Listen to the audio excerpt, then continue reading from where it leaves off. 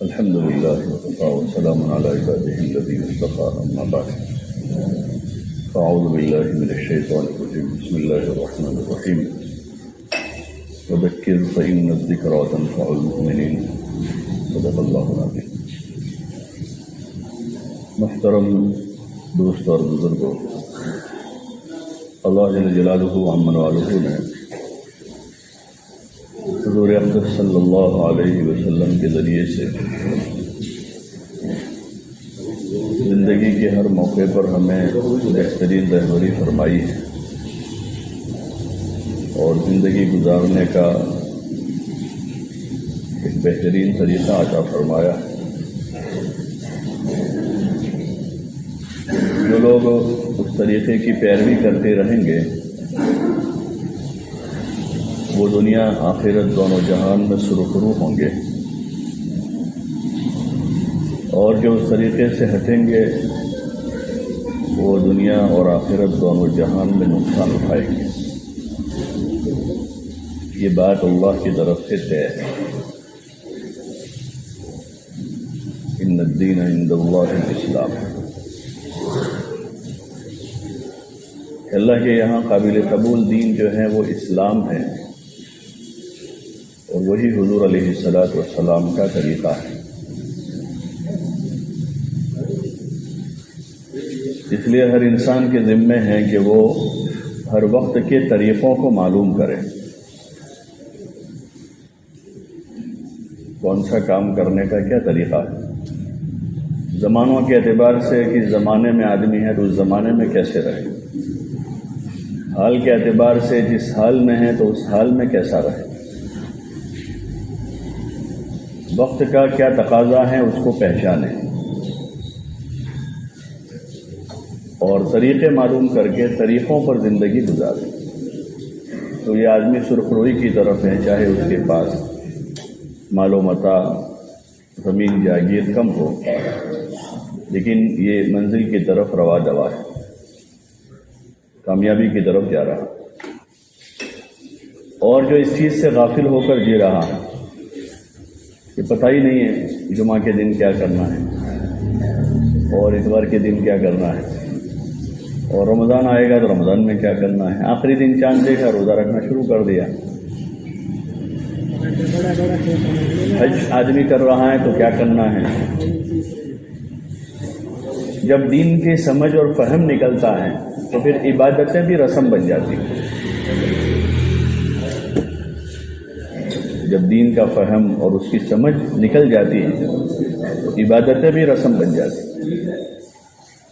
تو عبادت کر کے بھی آدمی اللہ تک نہیں پہنچ سکتا پھر، کیونکہ وہ رسم ہے.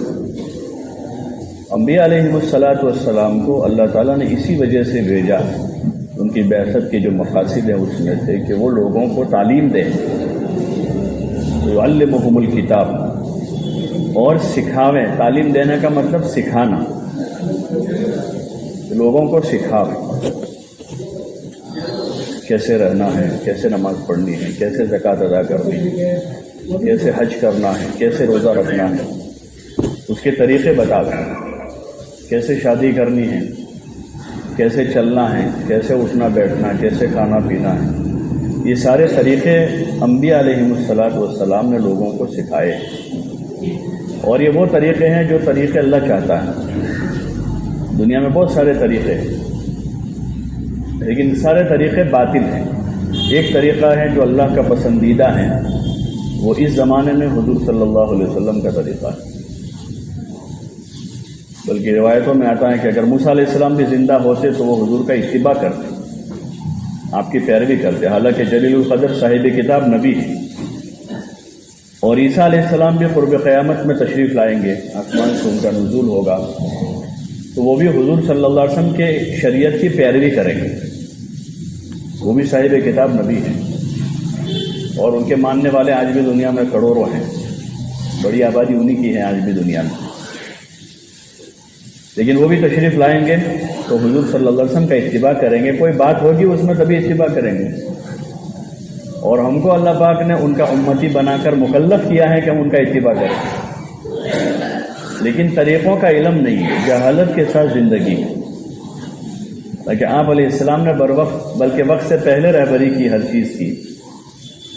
حدیثوں میں آتا ہے کہ حضور علیہ السلام نے رجب کا چاند دیکھا، آج قریب 4-5 رجب ہو رہی ہے، 4 رجب ہو گئی۔ حضور صلی اللہ علیہ وسلم نے رجب کا چاند دیکھا تو دعا مانگی، اللہم بارک لنا فی رجب و شعبان وبلغنا رمضان، کہ اللہ ہمارے رجب اور شعبان میں برکت دے دے اور ہم کو رمضان تک پہنچا دے۔ ابھی 2 مہینے باقی ہے رمضان، پورے 2 مہینے باقی ہیں۔ رجب کا چاند ہوا تو رجب کا مہینہ پورا اور شعبان کا مہینہ پورا ہوگا تو رمضان آئے گا۔ لیکن آگے سے تیاری چل رہی ہے، بیپاری لوگوں کو دیکھتے ہیں سیزن کی تیاری آگے سے کرتے، 2 مہینے پہلے سے 3 مہینے پہلے سے اسٹاک کرنا شروع کرتے تو بھئی آگے سیزن آ رہی ہے اور تیاری کرتے ہیں۔ کسانوں کو دیکھتے ہیں بارش آنے سے پہلے کھیتی کی تیاری کر کے رکھتے ہیں۔ کہ جو آدمی کوئی کام کو مقصد بنا کے اس میں لگتا ہے، سمجھ بوجھ سے اس کو کرتا ہے تو اس کو تیاری آگے سے کرتا ہے۔ رسم و رواج جو لوگوں کے معاشرے میں رائج ہیں شادی بیاہ میں، تو پہلے تو لوگ 15-20 دن پہلے، مہینے پہلے شادی کی تیاری کرتے تھے۔ ابھی تو سنا 3-4 مہینے پہلے سے تیاری شروع کر دیتے ہیں، شادی کی تیاری 4 مہینے پہلے سے، 6 مہینے پہ۔ ایک تو ہے کہ رشتہ طے کر لیا وہ تو ٹھیک ہے بھائی، 6 مہینے پہلے، سال پہلے، 2 سال پہلے بھی کر لے، کوئی حرج نہیں ہوتی۔ لیکن شادی کوئی اتنا بڑا مسئلہ ہے جس کی تیاری میں 6 مہینے لگ جاوے، اس سے بڑی حماقت کیا ہوگی کہ ایک آدمی 6 مہینے سے شادی کی تیاری کر رہا ہے۔ کپڑے روزانہ صبح شام کوئی کپڑا آ رہا ہے، کوئی کپڑا جا رہا ہے، اس کی یہ بات ہے وہ بات، اور پورا گھر نہیں بلکہ پورا خاندان۔ اور اگر ان فکروں میں شریک نہ ہو تو اس آدمی کو کہ یہ کیسے لوگ ہیں، یعنی وہ چاچا کا بیٹا، چاچا کی بیٹی، ماما کا بیٹا، ماما کی بیٹی، پھوپھا کا، یعنی وہ سب ان کی فکروں میں شریک ہونے چاہیے کہ وہ آتے نہیں ہیں، ہماری 2 مہینے باقی، ابھی تو پوچھتے بھی نہیں ہیں تمہاری شادی ہے۔ تو یہ کوئی پوچھنے کی چیز ہے؟ نکاح تو اسلام میں ایسا ہے کہ چلتے چلتے ہو جاتا ہے، اس کے کوئی لوازمات نہیں، وہ عبادت ہے، وہ عبادت ہے۔ جیسے نماز پڑھنے ہم روزانہ آتے ہیں، کوئی ہجوم جمع کرتے ہیں کہ بھائی چلو میں نماز کے لیے جا رہا ہوں، نماز تو اس سے بڑی فریضے میں سے ہے۔ اور عید آتی ہے، عید کی نماز عبادت ہے۔ جمعہ کا دن ہمارے لیے بہت بڑا دن ہے۔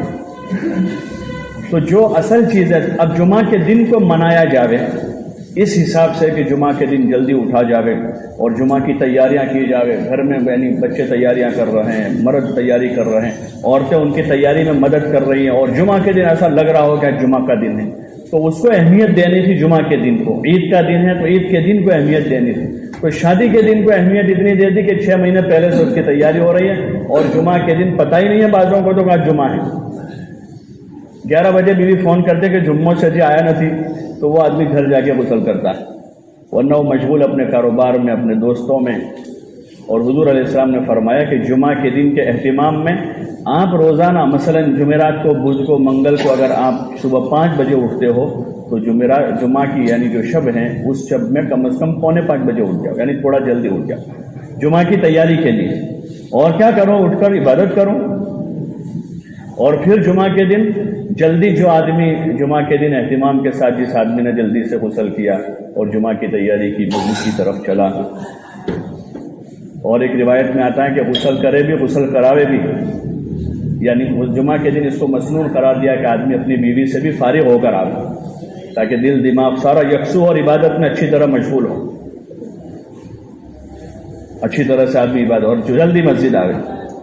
تو اس کے بارے میں کوئی جو سب سے پہلے آ جائے گا اس کو اونٹ کے برابر، اور پھر جو اس کے بعد یعنی اجر بتایا تاکہ لوگ اہتمام کریں اس کا۔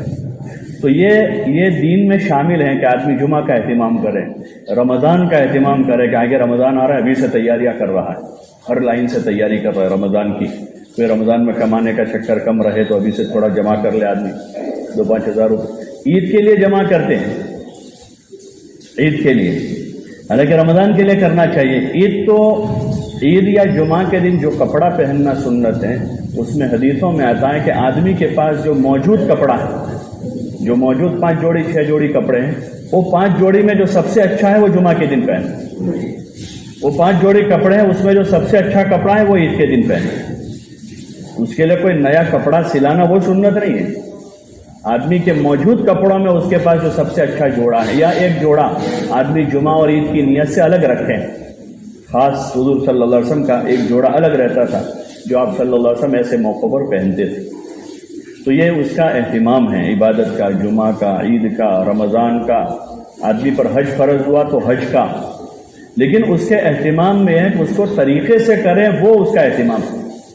اس میں رسم و رواج بڑھاوے وہ اہتمام نہیں ہے، وہ تو خرافات ہیں، اور وہ تو جو ہے اس عبادت کی جان نکالنے والی چیزیں ہیں۔ اس سے آدمی کی عبادت کی جان نکل جاتی ہے جب اس میں لوازمات بڑھتے ہیں۔ عمرے میں آدمی جا رہا ہے، عمرہ نفل ہے، وہ فرض نہیں۔ آدمی نہیں جائے گا زندگی پر، خدا اس کو پوچھے گا نہیں کیوں نہیں، چاہے کروڑ پتی ہو۔ ہاں، زندگی میں ایک مرتبہ حج فرض ہے کہ آدمی حج کرے۔ ہاں، اللہ نے کسی کو نعمت دی ہے، دولت دی ہے، مال دیا ہے، جا رہا ہے، نفل عمل کر رہا ہے، تو وہ نفل عمل کرے۔ اب اس کے ساتھ لوازمات بڑھائے کہ عمرے میں جا رہے ہیں تو سارے خاندان والے جمع ہو رہے ہیں، لڑکے آ رہی ہیں، لڑکیاں آ رہی ہیں، بے حیائی ہو رہی ہے، اور پھر ریلوے اسٹیشن پر چھوڑنے جا رہے ہیں ان کو۔ ایک دو کو چھوڑنے کے لیے 50 جا رہے ہیں، وہ 50 گئے ہیں، وہ عصر مغرب عشاء کی نماز فوت کر رہے ہیں، جو فرض ہے نماز فرض ہے، جو کسی حال میں معاف نہیں۔ آدمی زندگی پر عمرہ نہ کرے، اللہ نہیں پوچھے گا، لیکن ایک نماز آدمی نے قضا کی ہے، صرف قضا کر دی، وقت پر نہیں پڑھی ہے۔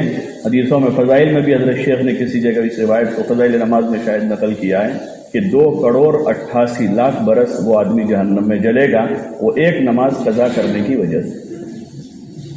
اب اس عمرہ کرنے والے کا کیا ہوگا جس کے عمرے کی وجہ سے 50 آدمیوں کی 3 نمازیں گئی؟ اس حج کرنے والے کا کیا ہوگا جس کے حج کی وجہ سے اس کے 50 آدمیوں نے احمد آباد تک، بمبئی تک گئے تھے، ان کی 5 نمازیں 10 نمازیں قضا ہو گئی۔ اس لیے دین کی سمجھ حاصل کرنی، تاکہ پتہ ہو کہ کون سی چیز کی اہمیت ہے، کون سی کی، کس چیز کو بڑھانا ہے، کس چیز کو گھٹانا ہے، کس چیز کو شروع کرنا ہے، کس چیز کو بند کرنا ہے۔ ورنہ ہم انہی چیزوں کو دین سمجھے، جیسے ہم بدعتیوں کو بدعتی کہتے ہیں، کو قبروں پر جاتے ہیں، چادر چڑھاتے ہیں، ایسا کرتے ہیں، ان کو ہم غلط کہتے ہیں، اور بہت سارے خرافات ہم خود کرتے ہیں۔ لیکن چونکہ ہم ان خرافات کی جو قباحت ہے وہ ہماری نظر میں نہیں ہے۔ اس نے ایک بدعت کی ہے، اور یہاں فرض چھوڑے ہیں بہت سارے۔ اس نے ایک بدعت کوئی چیز شروع کی ہے، یا کوئی بدعت میں مبتلا ہوا ہے، تو اس کا وہ جو لیول ہے وہ، اور جہاں فرض چھوڑا جا رہا ہے جس کی وجہ سے اس کا لیول ہے، اس کا فہم جو ہے وہ علم سے پیدا ہو۔ انبیاء کی ذمہ داریوں میں ایک بڑی ذمہ داری ہے کہ وہ لوگوں کو سکھاتے تھے کہ کیا چیز اہم ہے، کیا چیز غیر اہم ہے، کس چیز میں جان مال لگانا ہے، کس چیز کی تیاری کرنی ہے، کس چیز کی نہیں کرنی ہے۔ تو اس کا نام ہے دین کی سمجھ۔ اور جس کو یہ مل گئی وہ بہت بڑی نعمت مل گئی کہ سمجھ مل گئی۔ جیسے دنیاوی شعور، ایک بچہ پاگل ہے تو اس بے قیمت ہے، اس کی کوئی قیمت ہی نہیں ہے، نہ اس کو کوئی لڑکی دے گا، نہ اس پر کوئی بھروسہ کرے گا، نہ کوئی اس کے ساتھ دھندا کرے گا، کہ تو پاگل ہے۔ تو وہ دنیاوی شعور کے اعتبار سے وہ پاگل ہے، تو اس کے ساتھ کوئی کسی قسم کا معاملہ نہیں کرتا۔ ایسے جس کے پاس دین کا فہم نہیں ہے، دین کی سمجھ نہیں ہے، اس کے پاس دنیا کی سمجھ نہیں، ہمارے پاس دین کی نہیں ہے، اور اس سمجھ کے بغیر ہم جی رہے ہیں، چلتے جا رہے ہیں، اور ایک رو میں بہتے جا رہے ہیں جس رو میں اور لوگ بھی جا رہے ہیں۔ اس لیے ضرورت اس کی ہے کہ ہم حال کا امر معلوم کریں، حال کا امر معلوم کریں، اور اس مطابق اپنی زندگی بنانے کی کوشش کریں۔ شادی کرنی ہے تو اس کے کیا لوازمات ہیں، شریعت میں کیا ہے؟ ہم کھانا کھلانا چاہ رہے رشتہ داروں کو، محلے والوں کو، تو اس کا کیا دین ہے؟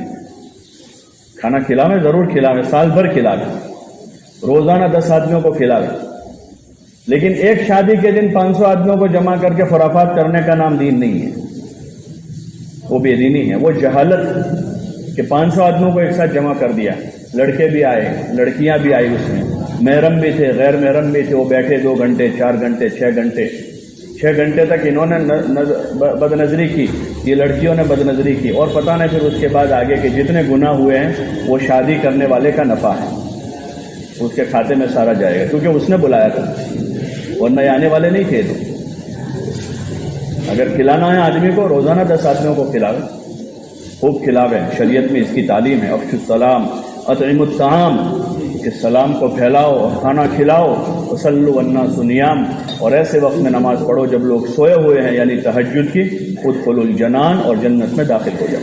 تو یہ راستہ تو جنت میں داخل ہونے کا، کھانا کھلانے کا، وہ جہنم میں جانے کا تھوڑا، لیکن آدمی اس طرح کھلاتا ہے کہ وہ جہنم میں چلا جائے گا اس راستے سے. جیسے علماء نے فقہا نے بھائی بدعات و خرافات میں جو کھانا کھلایا جاتا ہے، کوئی دن خاص کر کے 40واں کرتے ہیں یا بزرگوں کی برسی کرتے ہیں یا کسی غیر اللہ کے نام پر ذبح کر کے کھلاتے ہیں، تو اس میں دوسرے مفاسد ہیں، عقیدے کے لائن کے مسائل ہیں، اور یہ ہمارے کھلانے میں فسق و فجور ہے جس میں غیر محرم جمع ہوئے ہیں. اس لیے ضرورت اس کی ہے کہ دین کا فہم حاصل کریں، ورنہ ہم دنیا میں ساری چیزیں کر کے اپنی آخرت برباد کر دیں گے، اپنی قبر اجاڑ دیں گے. اس لیے ضرورت اس کی ہے کہ دین کی سمجھ حاصل کریں، علماء سے معلوم کریں، جو بھی کام کر رہے ہیں ہمارے ذمے کے حال کا امر معلوم کریں. اس وقت کیا ہے؟ جمعہ کا دن ہے، جمعہ کے دن کی کیا سنتیں ہیں، تاکہ ہمارا جمعہ کا دن اللہ کے وہاں قبول ہو جائے. شادی کر رہے ہیں، شادی کا کیا دین ہے، تاکہ ہماری یہ شادی عبادت بن جائے اور رحمت مودت محبت کا ذریعہ بن جائے. رمضان آ رہا ہے تو ہمارا رمضان تقویٰ لے کر آ جائے. ہمارے لیے آگے آ رہا ہے رمضان، جیسے میں نے عرض کیا کہ حضور 2 مہینے پہلے سے دعا کر رہے ہیں، اور کثرت سے آپ صلی اللہ علیہ وسلم یہ دعا کر رہے ہیں کہ اللہ ہمارے رجب شعبان میں برکت عطا فرما دے اور ہم کو رمضان تک پہنچا دے، تاکہ ہم خوب عبادت کریں، اچھی طرح سے روزے رکھیں، رمضان میں تراویح پڑھیں اور خوب صدقہ خیرات کریں. حضرت عائشہ رضی اللہ عنہ فرماتے کہ حضور صلی اللہ علیہ وسلم کی سخاوت سال بھر چلتی تھی، لیکن رمضان آتا تھا تو آپ کی سخاوت تیز آندھی کی طرح ہو جاتی. جیسے ہر وقت ہوا چلتی ہے، اس وقت بھی چل رہی ہے ہوا جس سے ہم آکسیجن لے رہے ہیں، لیکن بعض مرتبہ ہوا بہت تیز چلتی ہے. تو جیسے رمضان آتا تھا تو آپ کا صدقہ بہت کثرت سے ہو جاتا تھا. آپ صدقہ کرتے تھے، خیرات کرتے تھے، صلہ رحمی کرتے تھے، اور جو صاحب مال ہے ان کو زکوٰۃ کی ترغیب دیتے تھے کہ وہ زکوٰۃ ادا کریں. تو ابھی سے اس لائن سے ہم تیاری شروع کر دیں. صاحب مال لوگ اپنے مال کا حساب شروع کریں. دکاندار لوگ ہیں، بعض چھوٹی بڑی چیزوں کی دکان ہوتی ہے، سستی کرتے، وہ حساب نہیں کرتے، زکوٰۃ دیتے ہیں لیکن بغیر حساب کے دیتے ہیں. گورنمنٹ کا آڈٹ پورا کرواتے ہیں، سی اے رکھتے ہیں اس کے لیے. اس سی اے کو مہینے کے 2500 3000 4000 5000 تنخواہ دیتے ہیں، لیکن زکوٰۃ میں سستی کرتے، جو سال میں ایک مرتبہ گنتی کرنی.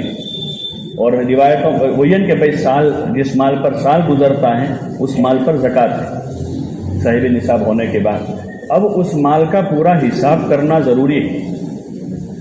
اب چھوٹی بڑی چیزیں ہیں دکان میں تو آدمی سوچتا ہے، حالانکہ 1 دن 2 دن دکان اندر سے بند کر کے اندر بیٹھ جانا چاہیے. اگر نہ موقع نہ ملتا ہو گننے کا تو دکان بند کر کے آدمی 2 دن بیٹھ جائے اور پورا مال گن لے اندر سے، اور پھر وہ گن کر علماء سے رجوع کرے کہ یہ میرے مال کی نوعیت ہے، اس میں کیا زکوٰۃ آئے گی، اور پھر گن کر رکھ لے. مثلا 2,40,222 روپے زکوٰۃ آئی. اب آدمی مستحق تلاش کرنے جاوے، ہر کسی کو نہ دے دے. یہ دوسرا فریضہ ہے. پہلے گننا اچھی طرح سے اس کو، اور پھر دینا ہے. جیسے ایک آدمی آیا گھر سے جمعہ پڑھنے کے لیے، پاک کپڑے پہنے، اس نے وضو بھی کیا، لیکن جس جگہ نماز پڑھ رہا ہے وہ جگہ ناپاک، تو یہ اس کے ذمے ہے کہ پاک جگہ نماز پڑھے تاکہ نماز اس کی ادا ہو، ورنہ پڑھنے کے بعد بھی وہ نماز اس کی ادا ہوگی. ایسے طرح زکوٰۃ دینے کے بعد بھی زکوٰۃ ادا نہیں ہوگی اگر وہ صاحب مال کو یا ایسے آدمی کو دے دیا ہے جو مستحق نہیں ہے. تو اس کے پیسے تو گئے لیکن وہ زکوٰۃ ادا نہیں ہوئی. تو دوسری چیز آدمی کے ذمے ہے کہ مستحق کو اب تلاش کرے. اب آدمی سال بھر دیکھتا رہتا ہے، اپنے پاس لکھتا رہتا ہے فلاں آدمی ہے، فلاں آدمی ہے، فلاں آدمی ہے، فلاں آدمی. دیکھتا رہا تو اس کے ذہن میں ہوگا وقت پر کہ بھائی ان کو دے دے. اس میں سب سے پہلے رشتہ داروں کو تلاش کرے، جن رشتہ داروں کو زکوٰۃ دے سکتا ہے. پھر اس کے بعد دھیرے دھیرے اور آگے جائے، قریبی رشتہ دار، پھر دور کے رشتہ داروں کو دے. وہ سب سے زیادہ مستحق ہے اس آدمی کی زکوٰۃ، اور ساری جگہوں سے پہلے وہ پہلا مستحق ہے جس کو زکوٰۃ دی جائے. اس میں 2 ثواب ہے، زکوٰۃ ادا کرنے کا بھی، صلہ رحمی کا بھی اجر ملے گا. اور پھر اس کے بعد دھیرے دھیرے اور اللہ نے وسعت دی ہے، توفیق دی ہے، تو اور زیادہ آدمی آگے جائے. لیکن اس کو عبادت بنا کے کرے کہ یہ زکوٰۃ ایک عبادت، زکوٰۃ دینا ایک عبادت ہے. تو یہ ساری ترتیب کے اب آدمی بر وقت وہ کرے گا. آدمی اپنے لیے دکان کے لیے مال پرچیز کرتا ہے تو ساری چھان پٹک کرتا ہے، کون سی کوالٹی ہے، اچھی ہے، فرسٹ کوالٹی ہے، سیکنڈ کوالٹی ہے، تھرڈ کوالٹی ہے. اس کے لیے 10 دکانوں میں گھومتا ہے. لیکن زکوٰۃ دینے جانے کے لیے آدمی گھومتا نہیں، بلکہ کوشش کرتا ہے گھر بیٹھے کوئی مل جائے اس کو دے دے. بہت اچھا ہے اگر کوئی مستحق مل گیا لیکن اگر نہیں ہے تو آدمی تلاش کرے کہ کون ہے مستحق۔ اچھا بہت سے مستحق ہیں، چونکہ ہم چشمہ لگاتے نہیں تو دکھتے نہیں ہیں وہ، بہت سے خاندان میں مستحق ہوتے ہیں قریبی رشتہ داروں میں، لیکن چونکہ ان سے ذرا 19-20 رہتی ہے، سال بھر کچھ نہ کچھ ہوا ہے تو وہ تو دکھتے ہی نہیں آدمی کے اس چشمے میں، کیونکہ اس کے ساتھ معاملہ ٹھیک نہیں، حالانکہ وہ ہماری زکوٰۃ کا سب سے زیادہ حقدار ہوتا ہے۔ یا پھر پرانے عرف کی طرف ایک چلا نظام ہے کہ 25-25 روپے سب کو دے دو، اس میں فقہا سے معلوم کرے کہ کون سی شکل زیادہ افضل ہے زکوٰۃ دینے کی۔ فقہا نے لکھا مال خرچ کرنے میں وہ شکل زیادہ افضل ہے کہ فقیر کی ضرورت کا خیال کیا جائے۔ ایک آدمی گیہوں دے رہا ہے، فقیر کو پیسوں کی ضرورت ہے جس کو ہم زکوٰۃ دے رہے ہیں۔ کوئی آدمی کپڑا دے رہا ہے، حالانکہ اس کو ضرورت پیسوں کی ہے جو زکوٰۃ میں، ہاں ہدیے میں آدمی کچھ بھی دے دے کسی کو، لیکن اس میں تلاش کرے بھائی اس کو ضرورت پیسوں کی ہے۔ اس لیے فقہا نے یہی لکھا کہ پیسہ ایسی چیز ہے کہ جس سے ہر ضرورت پوری ہو سکتی ہے، تو آدمی روک کر رقم دے دے، ان کو اپنی زکوٰۃ دے رہا ہے تو روک کر دے دے تاکہ ان کی ضرورت اچھی طرح سے پوری ہو جائے، اس کو جو چیز کی ضرورت ہے وہ لے لے۔ کسی ایک آدمی کی بڑی ضرورت پوری کر دینا ہے زیادہ افضل ہے، 25-25 سب کو دے دے، اس سے کسی کو 200 دے دیے کہتے، یا 1,000 5 کو دیے، ایک آدمی کو 5 دے دیے، تو اس کی کوئی بڑی ضرورت پوری ہو جائے گی۔ اور ہو سکتا ہے بعض مرتبہ آدمی اپنی زکوٰۃ سے کسی آدمی کو خود کفیل بنا سکتا ہے کہ 50,000 روپے کا اس کو ٹیمپو دلا دیا، رکشا دلا دیا ایک آدمی، تو وہ آئندہ سال زکوٰۃ دینے والا بن جائے گا۔ ایک آدمی کو اکٹھا رکشا دلا دیا، ٹیمپو دلا دیا، کوئی اور اس کو کاروبار لگوا دیا، تو وہ آئندہ سال زکوٰۃ دینے والا بن جائے گا، اور ہر سال اس کو 1,000 دیتے رہے تو بڑھاپے تک زکوٰۃ لینے والا رہے گا۔ تو یہ اس کی سمجھ ہے، یہ چند مثالیں ہیں، ایسے دیگر جو ہمارے امور ہیں۔ تو اس لیے گزارش ہے کہ زندگی ایسے ہی لاپرواہی میں پوری نہ کر دے، ورنہ بڑا پچھتاوا ہوگا، بڑا پچھتاوا، اور اس پچھتاوے کی کوئی تلافی نہیں ہوگی۔ ہمارے پاس بڑی انرجی، بہت انرجی اس وقت، طاقت ہے، قوت ہے، وقت ہے، پیسہ ہے، اللہ کا دیا ہوا سب کچھ ہے۔ اللہ نے جن بندوں کو توفیق دی ہے اس پر شکر ادا کریں، اور وہ بھی آگے بڑھیں، آگے بڑھنے کے لیے حضور صلی اللہ علیہ وسلم اور صحابہ کو سنیں ہم، تو انہوں نے کیسے کام کیے ہیں۔ ہم تو ہمارے آجو باجو والوں کو دیکھتے ہیں کہ 4 ٹائم کی پڑھتا ہے، میں 5 کی پڑھتا ہوں تو میں اچھا ہوں اس سے، یہ پورے 30 نہیں رکھتا، میں پورے 30 رکھتا ہوں تو میں تو اچھا ہی ہوں، یہ 5 روپے دیتا ہے چندے والے کو، میں 10 دے دیتا ہوں تو میں تو بہتر ہی ہوں۔ لیکن ہم ان کو نہیں دیکھ رہے ہیں کہ جنہوں نے رمضان کے فرض روزوں کے علاوہ ہر پیر جمعرات کا روزہ رکھا، جنہوں نے ایام 20 کے روزے رکھے، 5 فرض نمازوں کے علاوہ جنہوں نے تہجد، اشراق، 4 شوابین پڑھی ہیں، اور جنہوں نے اپنے گھروں میں جھاڑو لگا کر اللہ کے نام پر خرچ کیا ہے، جب ان کو سنیں گے، پڑھیں گے، تو انشاءاللہ ہمارے جذبات وہ بنیں گے اور ہم اچھی آخرت کی طرف جائیں گے۔ اس لیے آگے ماہ مبارک بھی آ رہا ہے، ابھی سے اپنے معاملات کی درستگی میں لگ جاویں، تعلقات کی بھی درستگی ابھی سے کریں، اور رمضان کی ابھی سے تیاری شروع کر دیں، ہر لائن سے، جیسے میں نے عرض کیا، روزے رکھنے کے اعتبار سے، زکوٰۃ دینے کے اعتبار سے، لوگوں سے تعلقات بنانے کے اعتبار سے، اور جو غفلت زندگی میں اس غفلت کو دور کرنے کے اعتبار سے اپنے رمضان کو سنوارنے کی کوشش میں لگ جائے۔ اس کے لیے فضائل کی کتابوں کے ساتھ فضائل رمضان مسجد میں بھی پڑھی جائے گی، اور گھروں میں بھی فضائل رمضان تھوڑی تھوڑی پڑھ کے ابھی سے بھی بچوں کو سناؤ، تاکہ وہ رمضان کی تیاری کریں۔ رمضان کی تیاری تو خوب کرنی ہے، عید کی تیاری میں تو جو کپڑے ہمارے پاس اچھے ہو عید کے دن پہن لیں، عید ہو گئے ہماری۔ ابھی سے بچوں کا، بیوی کا، گھر والوں کا اسی کا ذہن بناؤ، اور یہ چیز نہیں ہے ہمارے اس معاشرے میں۔ آپ 20 سال، 25 سال، 30 سال پیچھے جاؤ گے تو لوگ اسی طرح عید کرتے تھے، اسی طرح کہ سال میں کوئی 2-1 جوڑی کپڑا سلائے تو وہی رمضان عید میں پہنا، وہی بقرعید کے لیے رکھ دیتے تھے، اور وہی کپڑا بچا کے رکھتے تھے، کسی کی شادی ہوگی تو پہنیں گے اس کو، وہی 1 جوڑی پر عید ہو جاتی تھی۔ لیکن خدا نے 2 پیسے دیے ہیں، وہ 2 پیسے برباد کرنے کے لیے نہیں، کپڑوں کے پیچھے اور جوتوں کے پیچھے برباد کرنے کے لیے خدا نے مال نہیں دیا ہے، وہ مال اللہ نے اللہ کی رضا کے کاموں میں لگانے کے لیے دیا ہے۔ اس لیے ابھی سے بچوں کا، بیوی کا، پوتوں کا، نواسوں کا گھر میں تعلیم کے راستے سے ذہن بناویں، تاکہ وہ بھی اللہ کی دی ہوئی جان، مال اور وقت اور صلاحیت کو اللہ کے نام پر لگانے والے بنیں۔ اللہ پاک ہمیں عمل کی توفیق عطا فرمائے۔